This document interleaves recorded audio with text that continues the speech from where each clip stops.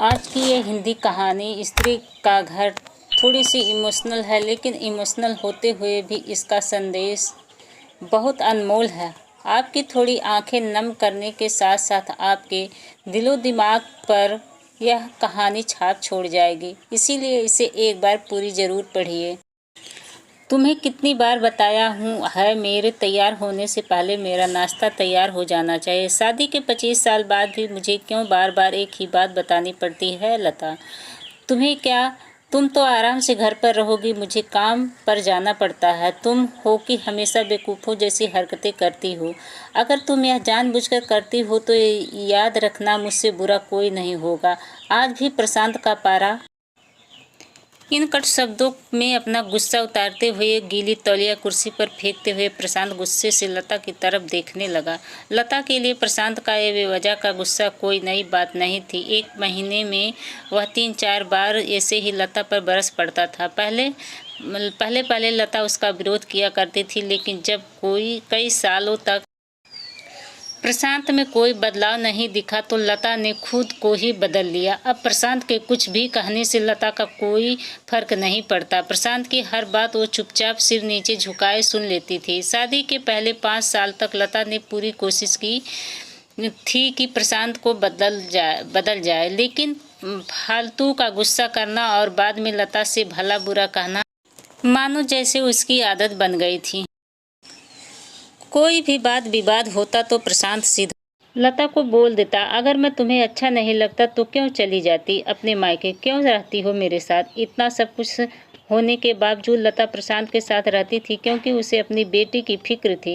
और वह जाती तो भी कहाँ जाती? अपने बूढ़े हो चुके माँ बाप को इस उम्र में परेशान करना वह नहीं चाहती थी। समाज और लोग क्या कहेंगे, यह भी तो उसे देखना था। वह इतनी पढ़ी लिखी भी तो नहीं थी खुद जाकर कोई नौकरी कर ले सके और अपना और अपनी बेटी का पालन पोषण कर सके।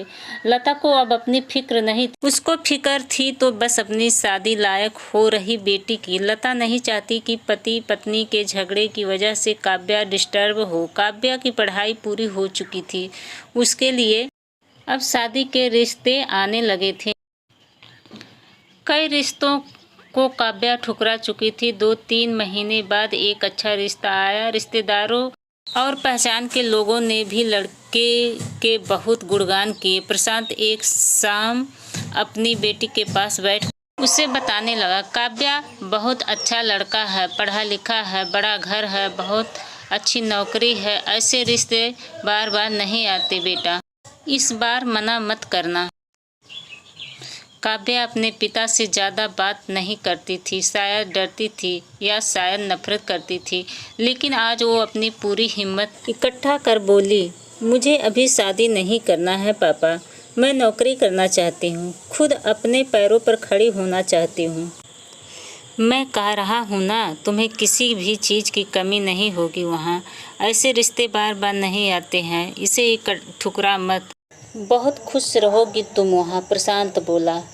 पापा, क्या मैं उतनी ही खुश रहूँगी जितनी मम्मी इस घर में खुश है?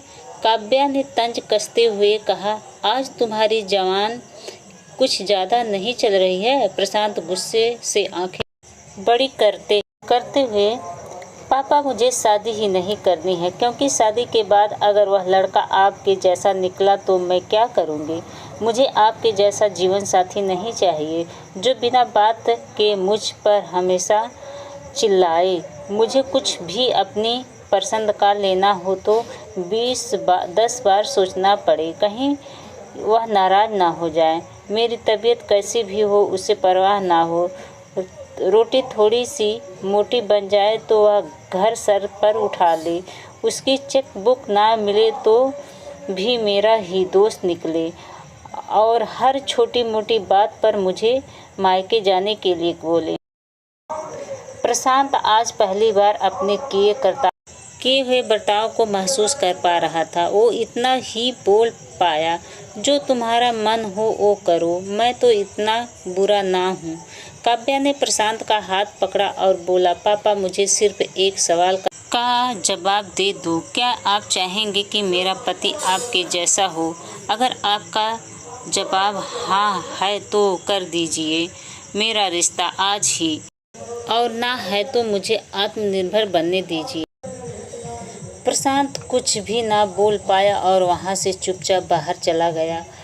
आज उसे लता के सामने जाने में शर्म आ रही थी। चलते चलते उसकी आंखों से आंसू बह रहे थे। प्रशांत ने आज से अपने आप को बदलने का निश्चय किया। अगले दिन से लता ने अपने पति में काफ़ी बदलाव देखा। वह सोचने लगी कि जो हिम्मत काव्या ने दिखाई है, वह हिम्मत अगर मैं पहले ही दिखा देती तो शायद आज परिस्थिति कुछ और होती।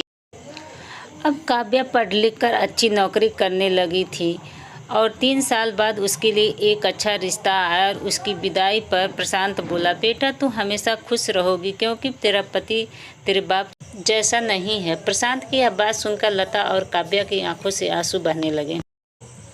दोस्तों, हमारे समाज में औरतों को भले ही देवी का दर्जा दिया जाता है, लेकिन वह स्वतंत्र नहीं है। स्वतंत्रता नहीं दी जाती है जो उन्हें देनी चाहिए। उन्हें बचपन से ही बताया जाता है कि वह पराया धन है। स्कूल से आने में देर हो जाए तो पिटाई मिलती है। मोबाइल पर बात करते हुए दिख जाए तो, खिड़की से झांकते हुए दिख जाए तो शक किया जाता है। माँ बाप का घर तुम्हारा नहीं है, पति का घर ही तुम्हारा घर है। जीवन भर यह बातें बता बता कर उन्हें ससुराल भेज दिया जाता है और एक दिन किसी छोटे मोटे झगड़े में ससुराल वालों से उन्हें सुनना पड़ता है कि इस घर को छोड़ दो और मायके चली जाओ। अब आप ही बताओ दोस्तों, ऐसी स्त्रियों का सच्चा घर कौन सा है? आखिरकार वह किस घर को अपना कहें? हमेशा की तरह पूरी कहानी पढ़ने के लिए धन्यवाद दोस्तों। उम्मीद है कि यह कहानी आपके दिल को छू गई होगी। Thank you. यदि हमारी कहानी आप लोगों को अच्छी लगी होगी तो हमारे चैनल को लाइक, कमेंट, सब्सक्राइब कीजिएगा।